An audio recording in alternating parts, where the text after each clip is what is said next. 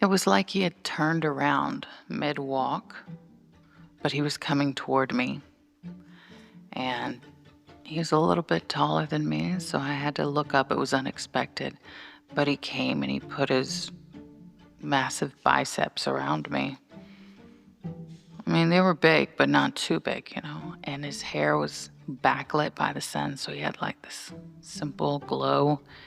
And I could see his eyes. They were filled with a very deep emotion. And he parted his lips. I could smell. He smelled like woodsy in his chest, but not stinky, right? So just that man musk. And he parted his lips, and I knew he was going to say something very juicy. And I just felt warmth from him, and I felt loved. And just before he said it, though, I woke up. So I was left with this curiosity, and I was a little bit annoyed. I really wanted to know what exactly it was that he needed to tell me. So I did what most people probably wouldn't. I called him. And when he answered, I said, "Hey." He was like, "Hey." He said, "It's me." And he said, "Oh," just like that. "Oh." So I asked, "What is it that you needed to tell me? What is it that you needed to say? I'm here. Let's talk about it." You're listening to Better Moody, and this is The Way Forward. Welcome back. Today, I wanted to bring you into the tension between expectation and truth, between what you wish someone might say and then what we actually need to hear.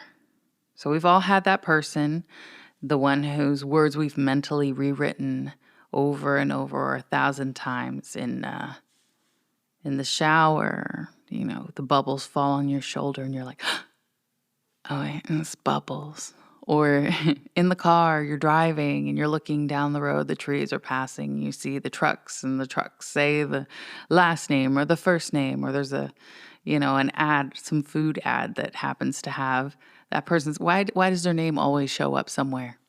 This particular person, for me, it was like hot dogs or something. I was like, really? But everywhere I looked, it was like ingrained in my mind, and I don't know, maybe obsessing. I was like, stop, brain, shut it off. But those are the sort of things that make us think, "Ooh, this is meant to be," or "This is like a movie, my personal movie, and it's happening, it's unfolding," and you're in the magic of it all. But we imagine them showing up at our door, falling to their knees, saying everything the way we need to hear it, and just once. And we've replayed that moment over and over again. We've choreographed it. We're the producers. We've got the script writers on point, and this is a box office hit in the making, and you're just waiting for it to play out in reality. But life doesn't follow the script that we wrote in our head, right? Today, I'm going to share the moment that I picked up the phone and asked, "What was it that you needed to say?" And then what happened after. So keep listening and I'll fill you in.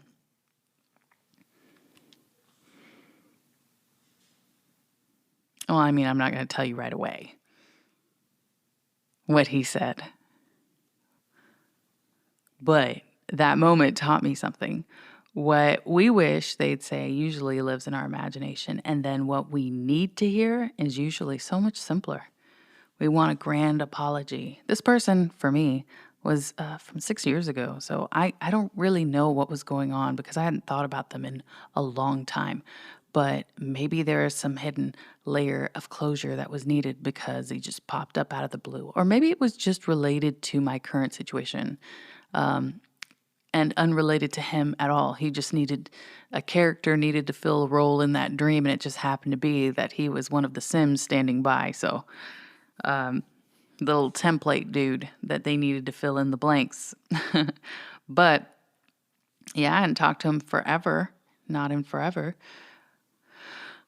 But even still, sometimes maybe I did need to hear something from him specifically. And we want an explanation that makes sense, that somehow translates into an answer in the real world for us. We want the mystical and the magical and the lady with the turban and the crystal globe to give us the answers.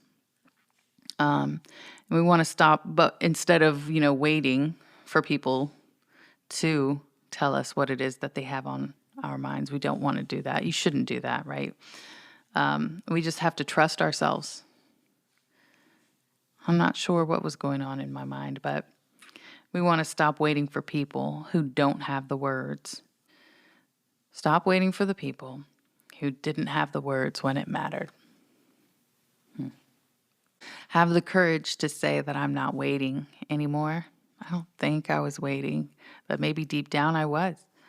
And we don't need an apology. We don't need closure. We don't need permission to move forward. So, what happened on that call? I was on my way to work and I thought, it was on my mind all morning and I just felt so good. Can a dream make you feel so alive? I was aroused. I was feeling like, that afterglow. I was like, what was going on in this dream? And on my way to work, I thought, I did go through a list. I was like, I want to call mom, want to call sis. Nobody's answering because I'm 2 hours ahead of everyone. So, it's like 4 or 6. Yeah, it's like 6 in the morning. And I thought, well, let me just call and see. And sure enough, I called. I still had the number. I don't get rid of any numbers. There's so many numbers in my phone of people who completely forgotten about me, I'm sure. But I went ahead and called, and he answered. He has his work phone. I think that was the phone that I ended up having. And so I thought for sure this was going to be some random Bob saying, hey, this is Bob with Parks and Recreation. No, not really. Okay. So this is, but he answered, and I guess he still had his government phone. And we got to talking, and he wanted to talk about everything under the sun. We did a little catch up. We talked about everything since we stopped talking about 6 years ago. And then it was like a 45-minute drive, got to work, and he wanted to keep talking. I had to kind of break free from that. But also I think he got used to, he was telling me everything about him and I wasn't saying anything about myself, I was just listening to all the updates, the breaking news of the past and all those individuals who we used to run in the same circles with. And then I guess he realized, I didn't ask any questions. I didn't find out anything about her. So got toward the end and I started spilling the beans in like 3 minutes of what was going on with my life. But again, I had to get into work. So I broke off the conversation and just said, everything's great. And kids are great. Life is fine. And I sent him pictures. He sent me a picture and he looks about the same. Well, he has a big white beard now. So maybe more like Santa. And that's okay. What I did notice though, I felt like instead of catching up and it being like that warm reunion that I had in my dream, it was more like he just wanted to get the dirt. I don't know if in his mind it made him feel better to hear that maybe my last relationship didn't work out or something, but it just felt a little bit, along those lines. Like not my best interest at heart. And also maybe a little bit of bitterness because maybe I had moved on. Anyway, yeah. So not as rewarding as the dream. I probably could have just left it at the dream and just, smoked a cigarette. I'm just playing. That's unhealthy. Don't do that. Maybe had a glass of green tea to chase that wonderful moment and mood and called it quits. But yeah, that's how it kind of ended. Short and sweet. So if this episode made you feel seen, go ahead and share it, but text it to that friend that's still stuck in their own what if moment. Because let me tell you, it may take 6 years. Now, for some people, it really might, but for me, I think it took like 3 solid months of despair to get over that relationship. And then for whatever reason, it decided to pop up in my head 6 years later. But go on ahead and let them know that if they're still living in that what if moment, waiting for that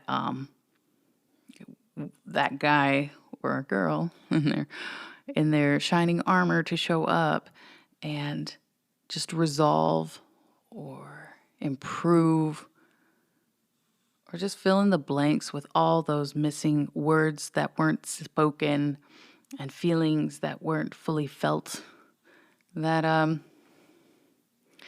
yeah, it's like the grass is always greener. That moment in your head is so much sweeter. So let's keep the conversation open and let me know what your what if moment is and if you've ever overcome it. So if no one's told you this lately, you're allowed to move forward. And you don't need your words to validate a moment. You don't need to rehash that moment. And there's nothing that they can say to you that's really going to make any improvement. It's really kind of like, wow, stepping into a pair of jeans that just don't fit anymore. I mean, you've moved on. Even if you didn't realize it, you've grown, but grown in a good way. Those jeans are outdated too. They were faddish and you didn't realize it until you tried to put your legs back in them. So realize your worth. You don't need their words to validate you. And you don't need to go backwards. Keep moving forward. Again, this is Better Moody.